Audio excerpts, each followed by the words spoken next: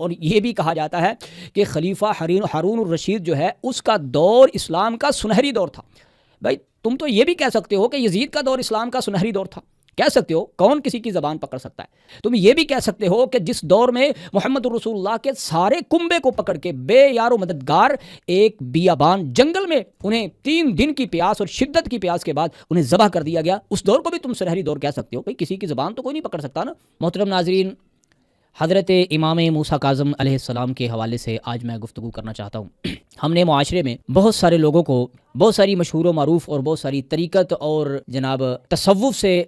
ملی ہوئی شخصیات کا ذکر کرتے ہوئے سنا ہے کہ یہ فلاں شخصیت ہے جس کا فلاں فیض ہے، ان کے اتنے شاگرد ہیں، یہ ہے وہ ہے،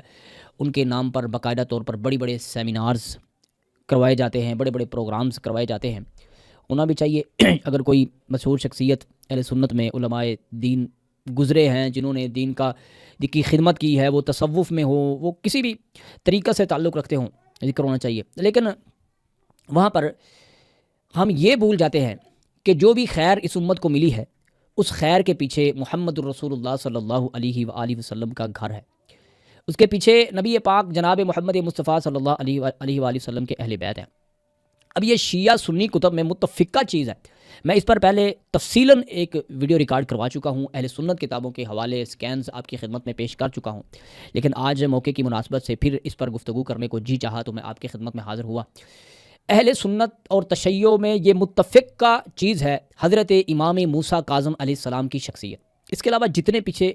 جتنے بھی آئمہ گزرے ہیں، حضرت امام علی ہوں، امام حسن ہوں، امام حسین ہوں، امام علی بن حسین ہوں، زین العابدین، امام محمد باقر ہوں، امام جعفر صادق علیہ السلام ہوں، امام موسیٰ کاظم ہوں، یعنی 12ویں امام تک اہل سنت میں یہ بات متفقہ طور پر مانی جا چکی ہے، اور محدثین اہل سنت نے یہ بات مانی ہے کہ بھئی یہ کوئی ایسی شخصیات تھی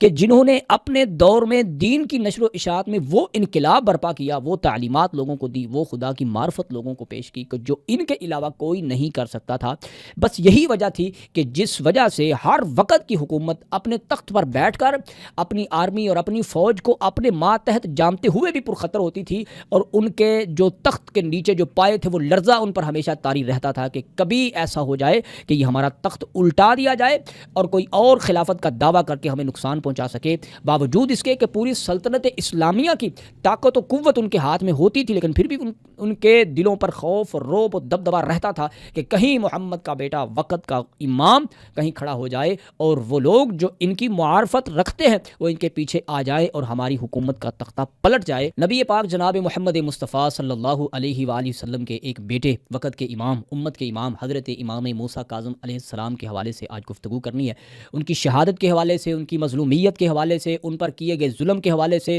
ان کی 14-15 سالہ جو قید انہوں نے گزاری ہے، ظلم و ستم قید بامشقت جو انہوں نے گزاری ہے، اور پھر مزے کی بات یہ ہے کہ کوئی جرم بھی نہیں ہے۔ آج دنیا میں لاکھوں قیدی ہیں لیکن کسی نہ کسی جرم میں وہ قید ہوتے ہیں، لیکن محمد رسول اللہ کے اس بیٹے کا جرم یہ ہے کہ یہ خدا کا سچا دین بتاتا ہے، سچا دین، یعنی لوگوں کی مخالفت سے بے خطر ہو کے، نہ ڈر ہو کے لوگوں کو خدا کا سچا دین سکھاتا ہے۔ یہی ڈر ہے وقت کی حکومت کو۔ آپ نے سنا ہوگا خلیفہ ہارون الرشید کے بڑے قصے، بڑے واقعات، بڑی سخاوت کی باتیں، اور یہ بھی کہا جاتا ہے کہ خلیفہ ہارون الرشید جو ہے اس کا دور اسلام کا سنہری دور تھا۔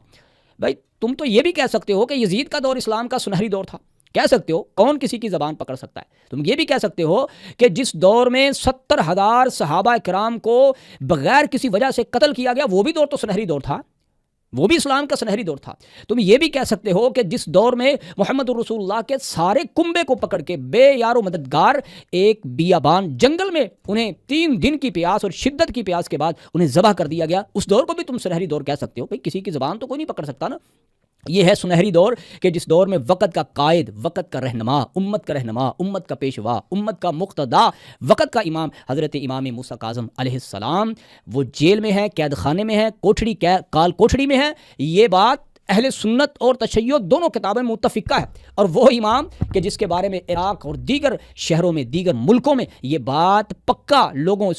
شیعہ سنی دونوں میں متفقہ ہے کہ جب ان کا واسطہ دے کر کے، وسیلہ دے کر کے خدا سے کوئی بھی اپنی حاجت طلب کرتا ہے تو ان کو باب الحوائج کہتے ہیں۔ یہ الصواعق المحرقہ میں ابن حجر مکی نے اپنی کتاب میں، ابن حجر مکی نے یہ بات جناب لکھی ہے کہ انہیں قضاء جب بھی کوئی کسی کو حاجت آتی، کوئی پریشانی آتی، مانگتا وہ خدا سے تھا اور یہ کہتا تھا یا رب موسیٰ کاظم، اے موسیٰ کاظم کے رب ہمیں اپنی رحمت سے عطا فرما۔ مانگنا رب سے ہے لیکن واسطہ اس کا ہے خدا۔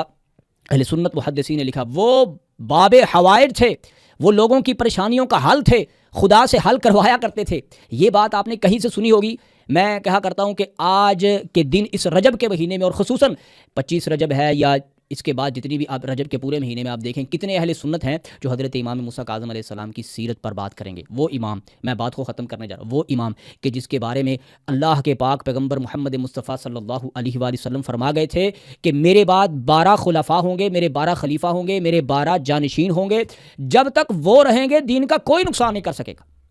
دین کا کوئی، یہ نہیں کہا کہ جب تک وہ رہیں گے وہ حکومت پر رہیں گے، انہیں تخت ملے گا، انہیں تخت و تاج ملے گا تو پھر ہی حکومت کا غلبہ ہوگا، نہیں، جب تک وہ رہیں گے دین کا نقصان کوئی نہیں کر سکے گا۔ تو خدا کی قسم آج ہم تک جو دین پہنچا ہے اس کے تانے بانے، اس کی کڑیاں ملتی ہیں تو نبی کے آل سے ملتی ہیں، آل رسول سے ملتی ہیں، حضرت امام جعفر صادق علیہ السلام سے ملتی ہیں۔ اور جتنے بھی، میں آپ کو بیسیوں محدثین شاگردان حضرت امام جعفر صادق گنوا سکتا ہوں کہ جنہوں نے امام جعفر صادق سے علم حاصل کیا۔ اور یہ صرف یہاں تک نہیں، اہل سنت کے مکاتب فکر جتنے بھی 4 بڑے حنبلی، شافعی، مالکی، حنفی جتنے بھی ہیں، ان سب نے انڈائریکٹلی یا ڈائریکٹلی حضرت امام جعفر صادق علیہ السلام سے علم حاصل کیا ہے، قرآن سیکھا ہے، حدیث سیکھی ہے، ان سے مسائل سیکھے ہیں، تو ان سے بھائی روگردانی نہیں کی جا سکتی۔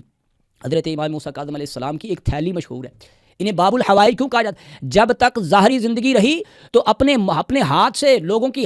یعنی ہاتھ بھرائی کیا کرتے تھے، لوگوں کی مٹھی بھرائی کیا کرتے تھے درہم و دینار کے ساتھ۔ جب انہیں خبر ملتی نا، اہل سنت کی میں 20 کتابوں کے حوالے آپ کی خدمت میں پیش کر سکتا ہوں، میں اس پر پہلے ایک مفصل ویڈیو ریکارڈ کروا چکا ہوں۔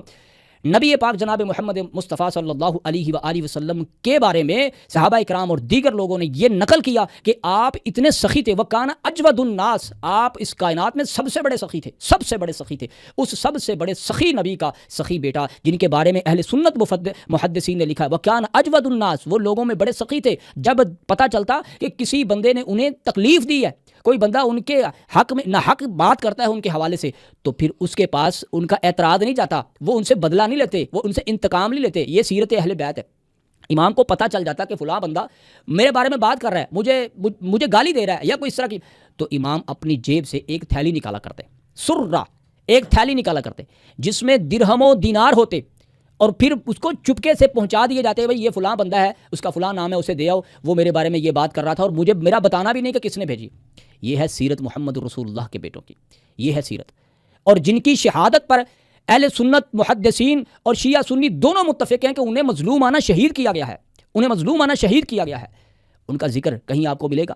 یہی تو ایک وجہ ہے کہ نبی پاک جناب محمد مصطفیٰ صلی اللہ علیہ وآلہ وسلم کے بیٹوں کا، آپ کے اہل بیت کا، آپ کے آل کا ذکر کرنے والا ہر بندے کی نظر میں شیعہ ہے، اسے لوگ شیعہ سمجھتے ہیں، لیکن خدا کی قسم یہ جو تمغہ ہے، میں کہتا ہوں یہ تمغہ ہے، یہ سر کا تاج ہے، حب آل رسول۔ حضرت امام شافعی رحمہ اللہ فرمایا کرتے تھے اگر آل محمد کی محبت رفض ہے، یہ رافضیت ہے، یہ شیعیت ہے، فلیشہد الشخص ثقلان انی رافضی، جنو انس گواہ ہو جاؤ میں سب سے بڑا رافضی۔ یہ حضرت امام شافعی رحمہ اللہ فرمایا کرتے تھے۔ حضرت امام موسیٰ کاظم علیہ السلام کی شہادت بڑی مظلومانہ ہوئی ہے، بڑی مظلوم ہے۔ یہ خلیفہ ہارون الرشید کے قصے بیان کرنے والے، ان کی سخاوت کے قصے بیان کرنے والے ذرا سن لیں۔ یہ خلیفہ ہارون الرشید کے دور میں حضرت امام موسیٰ کاظم علیہ السلام، کاظم کیوں کہا جاتا ہے؟ حضرت امام موسیٰ کاظم کیوں کہا جاتا ہے؟ کاظمین الغیظ، قرآن نے کہا والکاظمین الغیظ، وہ لوگ جو غصے کو پی جاتے ہیں، والعافین عن الناس، لوگوں کو معاف کر دیتے ہیں۔ اور ان میں سے ایک حضرت امام موسیٰ کاظم علیہ السلام ہیں کہ جو لوگوں کی باتیں اپنے کانوں سے سن کر کے اپنے سینے میں دبا لیتے ہیں، غصہ پی جاتے ہیں۔ اللہ پاک فرماتے ہیں اللہ ہر کسی سے محبت نہیں کرتے، جو وہ عمل کرتا ہے کہ جو اللہ کو محبوب ہو پھر اللہ محبت کرتے ہیں۔ اللہ پاک فرماتے ہیں والکاظمین الغیظ والعافین عن الناس، جو لوگ اللہ کی خاطر معاف کر دیتے ہیں، لوگوں کو معاف کرتے ہیں۔ واللہ یحب المحسنین، اللہ ایسے لوگوں کو پسند کرتا ہے۔ وہ اللہ کے پسندیدہ لوگ ہیں کہ جن کا ذکر ہم نے چھوڑ دیا ہے، جن کا ذکر ہم نے شیعوں کے کھاتے میں ڈال دیا ہے کہ بھائی تم کرو گے ان کا ذکر، ہم شافعی کا کریں گے، مالکی کا کریں گے، حنبلی کا کریں گے، ہم دوسرے تیسرے جو ائمہ ان کا ذکر کریں گے، تم کرو جی نبی کی گھرانے کا ذکر۔ تو لہٰذا میرے اور آپ کے لیے یہ بڑا لمحہ فکریہ ہے کہ ہم اس موقع پر اپنے گھروں میں اپنے بچوں کو، اپنی فیملی کو حضرت امام موسیٰ کاظم علیہ السلام کی شہادت، ان کی شخصیت، ان کے علم، ان کے فہم کے حوالے سے گفتگو کریں تاکہ یہ بات منظر عام پر آئے، عام فہم ہو جائے کہ نبی کا ایک بیٹا تھا کہ جس جیسا اس وقت میں کوئی اور نہ تھا۔ وآخر دعوایا ان الحمد للہ رب العالمین۔